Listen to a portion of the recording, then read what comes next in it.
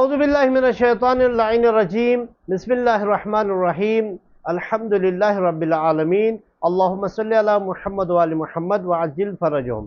ناظرین، ہمارا موضوع ہے خمس۔ آج کی اس ویڈیو میں ہم جانیں گے کہ وہ کون سے چیزیں ہیں جن پر خمس واجب ہے۔ 7 چیزوں پر خمس واجب ہے۔ نمبر 1، فائدہ منافع۔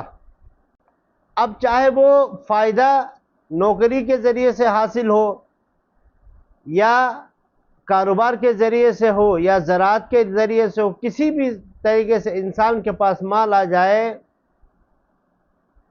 فائدہ حاصل ہو تو اس پر خمس ہے۔ اب انشاءاللہ ہر ایک کی تفسیر الگ الگ ویڈیو میں تفصیل سے بیان کریں گے۔ آج کی اس ویڈیو میں ہم صرف فہرست بیان کرتے ہیں۔ تو سب سے پہلا یہ کہ منافع اور فائدے پر خمس واجب ہے۔ دوسرا، حلال مال کے ساتھ حرام مال مکس ہو اور حرام مال کی مقدار کا بھی معلوم نہ ہو، اس کے مالک کا بھی معلوم نہ ہو، تو خمس نکالنے سے وہ پورا مال پاک ہو جاتا ہے۔ تیسرا ہے معدنیات۔ معدنیات پر خمس ہے۔ چوتھا ہے خزانہ۔ اگر کسی کو کہیں سے خزانہ مل جائے، زمین کے نیچے سے دفینہ مل جائے، تو اس پر بھی خمس واجب ہے۔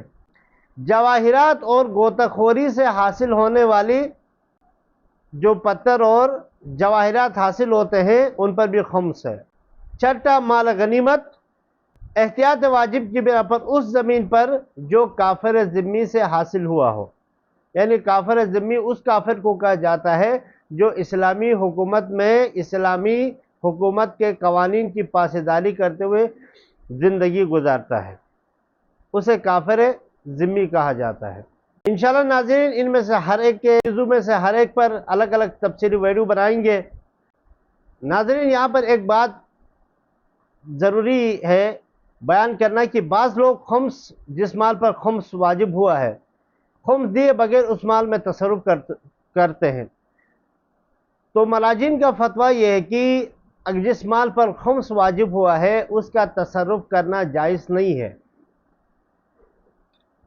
اگر اس مال سے انسان زمین خریدے تو اس پر نماز نہیں ہو سکتی ہے۔